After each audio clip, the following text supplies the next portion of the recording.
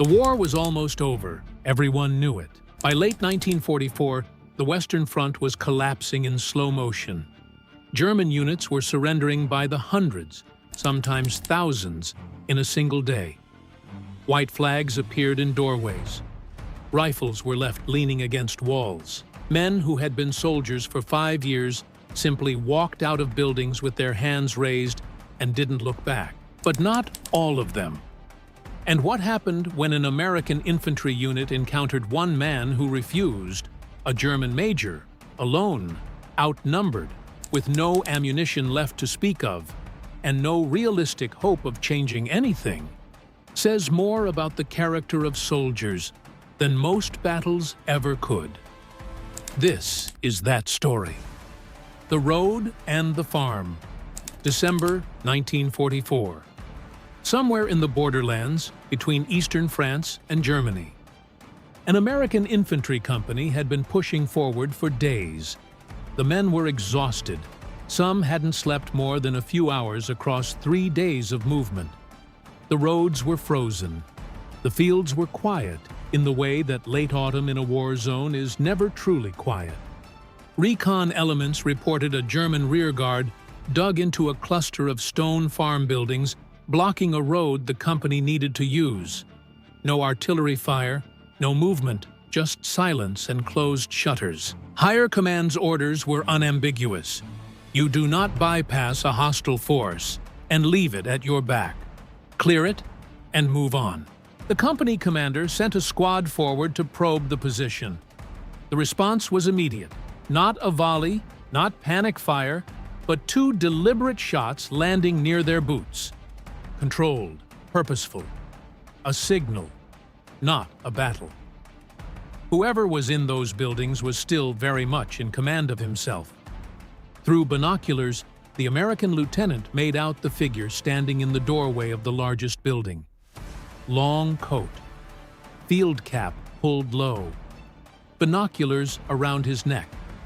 He wasn't moving erratically. He wasn't shouting.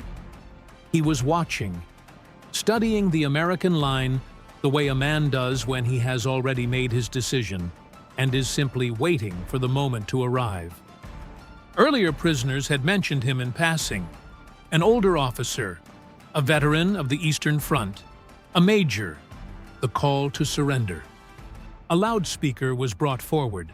A German-speaking corporal was assigned to deliver the standard message. You are surrounded. Lay down your arms. You will be treated according to the Geneva Convention. The first answer came as a single rifle shot fired straight into the air. Then, silence. The Americans called again. This time, the major responded in German. Calm, almost formal. He identified himself as an officer of the Wehrmacht. His orders were to delay the enemy advance.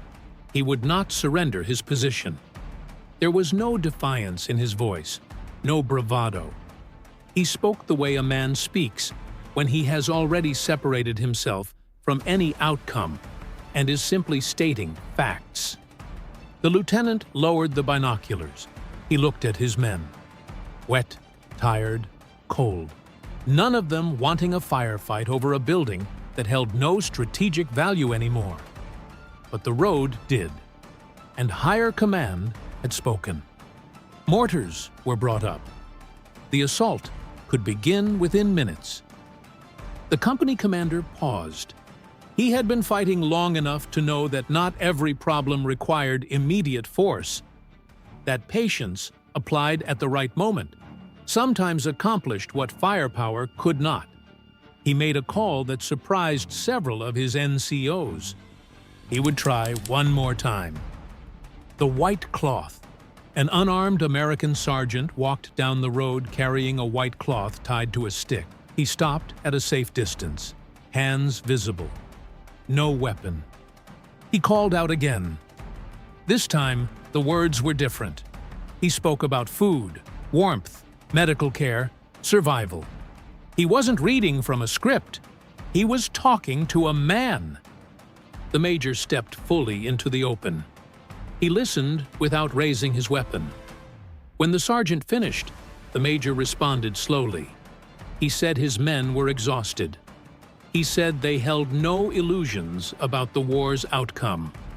But surrender, for him, was not simply a tactical calculation. He had already given up too much ground, already retreated further than he had ever imagined possible. He would not retreat again. Then he asked a question that no one expected. "How much time will you give us?" The sergeant returned to the company commander and relayed the exchange. The room went quiet. The commander considered it. The logistics, the risk, the order from above, and then gave an answer that has stayed with everyone who heard it. 1 hour. 1 hour to reconsider. 1 hour before the Americans would advance. No explanation, no negotiation. Just 1 hour, offered without condition. The hour. The men settled in. Rifles rested across knees. Mortar crews waited. Nobody spoke much. 40 minutes passed. Then a door opened. A young German soldier emerged from one of the side buildings. The Americans waved him through, searched him quickly, and wrapped him in a spare blanket. Minutes later, 2 more appeared. Then another. The major had told them to go if they wished. He would not stop them, and he would not punish them for choosing to live. At the end of the hour, he still stood in the doorway. The assault began. It was brief. Machine guns suppressed the windows. Mortars landed behind the buildings to cut off any retreat, not to destroy. Infantry moved in short rushes along walls and ditches. The Germans returned fire, but weakly, ammunition nearly gone. What little resistance remained was more gesture than combat. 15 minutes later, it was over. Smoke drifted through the farmyard. A wounded German soldier lay in the dirt, calling out. An American medic crossed the yard to him without waiting for any order. No hesitation. The man at the table. The major was found inside the main building. He was seated at a wooden table. His pistol lay beside him, unloaded. His gloves were placed neatly next to it, removed and set down with deliberate care, as if tidying up after a long meeting. He stood when the Americans entered. He did not raise his hands until asked. The lieutenant, mud-streaked and breathing hard, looked at him for a long moment. "Why didn't you surrender when you had the chance?" The major answered without hesitation. He said that surrender should be earned, not simply requested. That his duty as an officer was to resist until resistance no longer carried any meaning, and that he wanted his men, the ones who were still watching, to know he had not abandoned his post lightly. The lieutenant nodded. He had heard versions of this before. What happened next was not what anyone expected from a war. The major was not humiliated. His insignia was not stripped from his collar. He was not shoved, cursed at, or put on display. One of the American soldiers, noticing that the major's boots were soaked through, pointed him toward a fire barrel where the other prisoners were being allowed to warm themselves. The major hesitated for a moment, then walked over.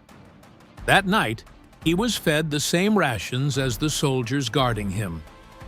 During processing, the Americans learned more about him.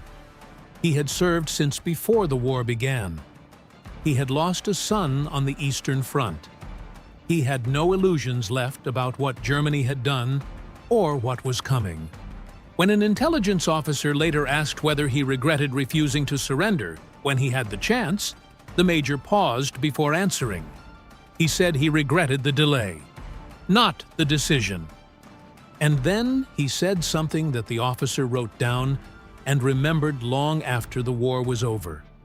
He said the Americans had proven something to him, not through force, but through restraint.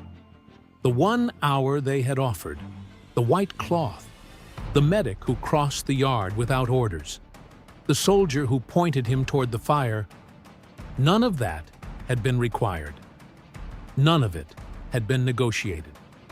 It had simply been done. In the official record, this was almost nothing. A brief resistance, several prisoners taken, no American casualties, a paragraph no one read twice. But there was a major at a wooden table, gloves placed carefully beside an empty pistol, who said the Americans had proven something to him, not through force, but through restraint. History remembers its largest battles. What it forgets are the quieter moments, where men under orders chose, anyway, to behave like human beings. Those moments are worth remembering, too. If this story stayed with you, like the video, leave a comment, and subscribe. These accounts, often missing from the larger narrative, deserve not to be forgotten.